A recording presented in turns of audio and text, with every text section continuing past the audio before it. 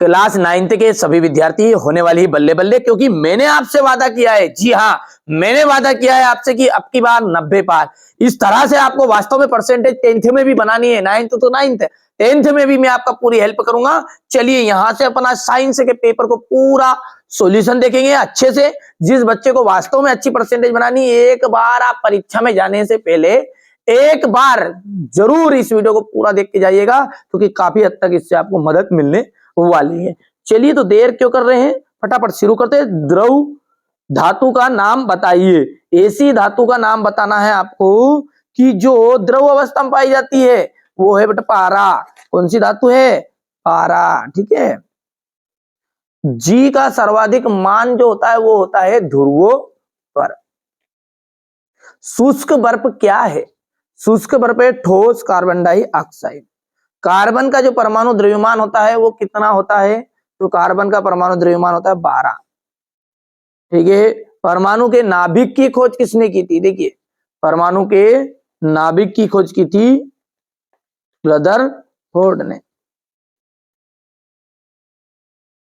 शक्ति का एसआई मात्रक, शक्ति का जो एसआई मात्रक है वो हो गया आपका वाट। कार्य का जो मात्रक होता है जूल, ठीक है। और वोल्ट होता है विभवांतर या विभव का मात्रक। चलिए इसके बाद में यहां से अपन देखते हैं, ये है ना, यहां से हो गया इतना, आगे बढ़ते हैं और ये यहां पर हो गया है। लाइसोसोम्स जो है उसको क्या कहते हैं, लाइसोसोम्स को अपन कहते हैं आत्मघाती वाली थैली। ये हो गया आत्मघाती वाली थैली। परमाणु के नाभिक में उदासीन कण न्यूट्रॉन होता है, न्यूट्रॉन। कोशिका में हरित लवक पाया जाता है, पादप कोशिका में, इसमें पादप कोशिका में हरित लवक पाया जाता है। धातुएं ताप और विद्युत की, धातुएं ताप और विद्युत की कैसी होती है, सुचालक होती है।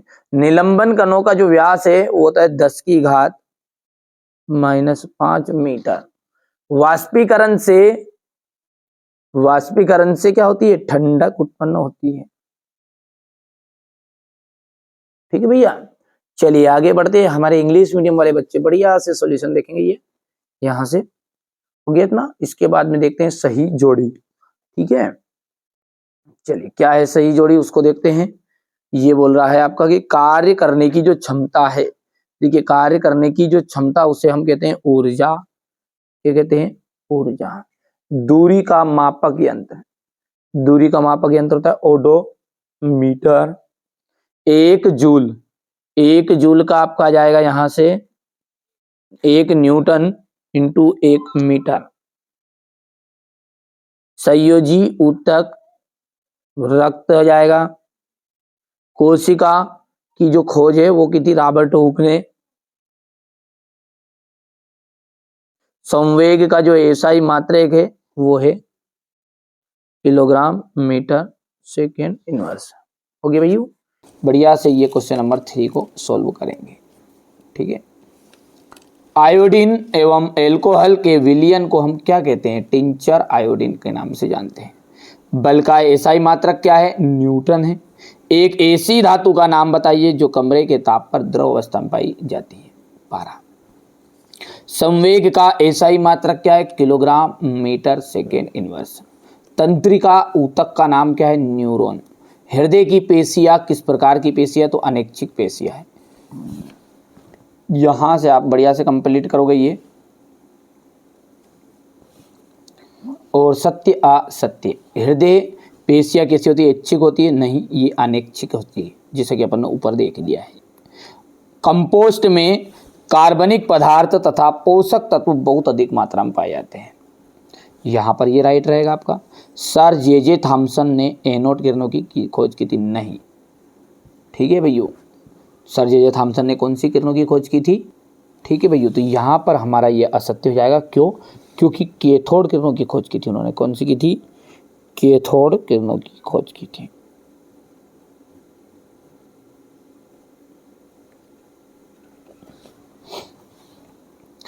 पौधों में पोषक पदार्थ हवा, पानी एवं मिट्टी से प्राप्त होते हैं। बिल्कुल सही बात है।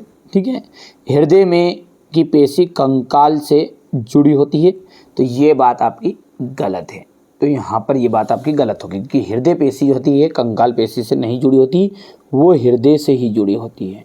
ठीक है। थोड़ा सा मैं बोल के बता देता हूँ यहाँ पर कि हृदय पेशी किस में पाई जाती है, हृदय में पाई जाती है।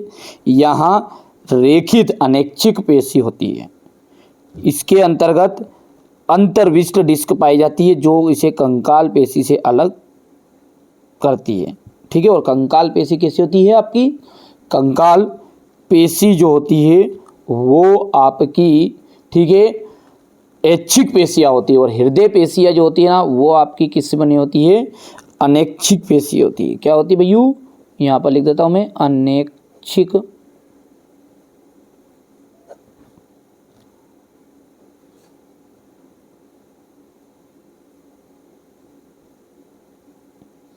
ठीक है, अनैच्छिक पेशी होती है। कौन, हृदय की पेशियाँ। और कंकाल पेशी होती है जो होती है ऐच्छिक। तो यहाँ पर लिख देते हैं अपन, यहाँ पर वो कंकाल भी, क्योंकि दोनों में से एक चीज आपकी पूछता है।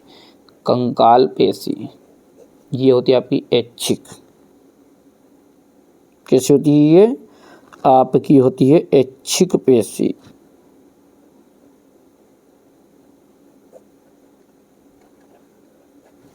हो गया भैया, यहाँ से आपको कर लेना कंप्लीट। आगे बढ़ते हैं भैया, है ना। यहाँ से अपन देखेंगे सत्यासत्य। अब क्वेश्चन नंबर जो 6 है इसमें देख सकते हैं, यहाँ से आपका ये क्वेश्चन आंसर है। पूरा सॉल्यूशन मैं आपको प्रोवाइड करा रहा हूँ। पहले आप पेपर का स्क्रीनशॉट एक बार ले लो। मैंने बार बार बोल रहा हूँ पढ़ो, पर पढ़ो ऐसा जो परीक्षा में आए भी सही।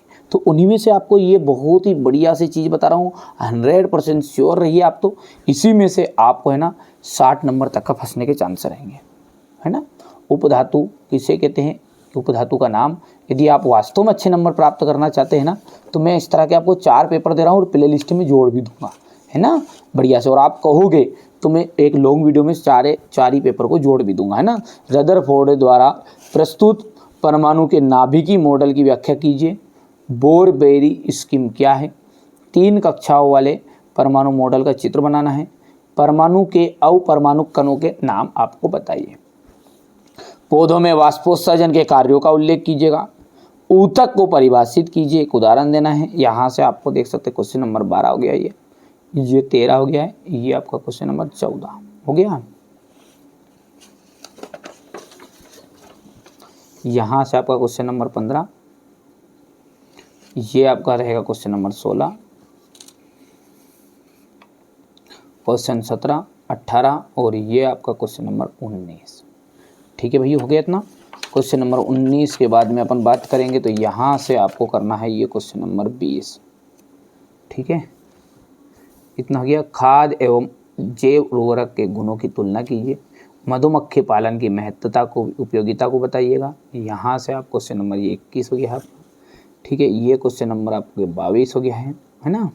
और ये रहा आपका क्वेश्चन नंबर 23। ठीक है भैया, तो ये तो मैंने पूरा आपको पेपर बता दिया। चलिए अब इसका क्वेश्चन नंबर 6 से इसका सॉल्यूशन भी देखते हैं अच्छे से, है ना।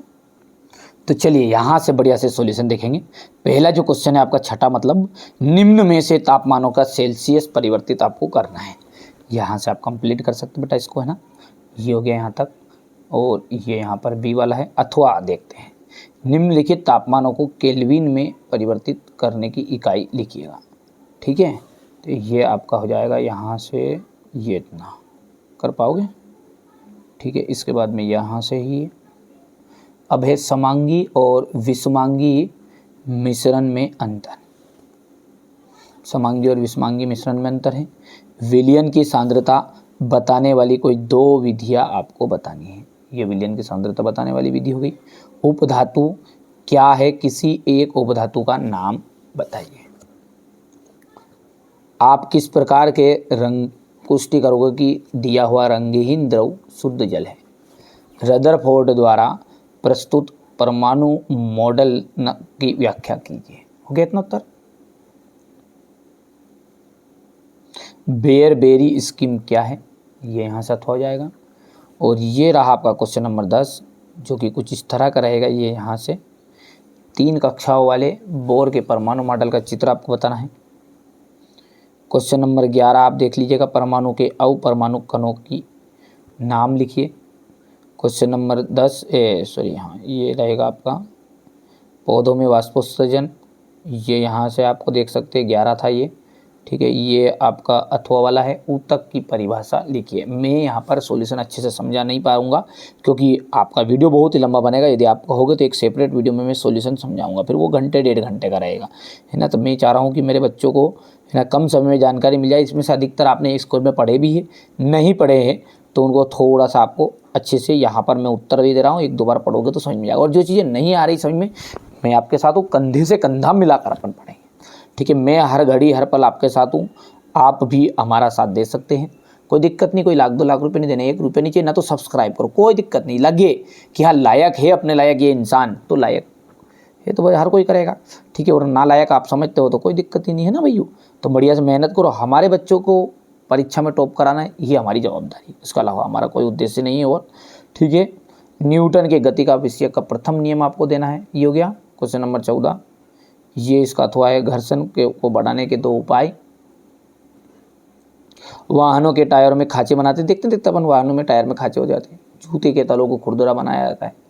घरों के ढाल पर लाइनें डालकर घर्षण को बढ़ाया जा सकता है। संवेग से आप क्या समझते हैं, ये संवेग हो गया, ठीक है। इसके बाद में संतुलित बल किसे कहते हैं, संतुलित बल हो गया भैया। इसके बाद किसी वस्तु के घनत्व से क्या तात्पर्य है, इसका एसआई मात्रा, ये घनत्व हो गया। यहाँ से घनत्व की परिभाषा मात्रा।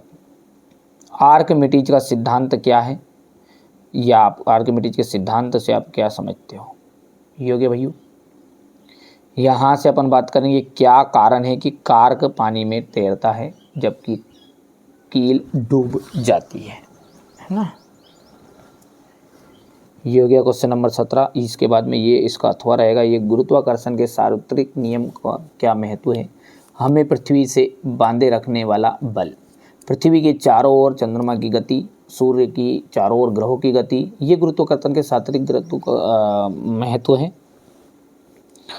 यहाँ से अपन क्वेश्चन नंबर 18 देखेंगे, लाइसोसोम के कार्य।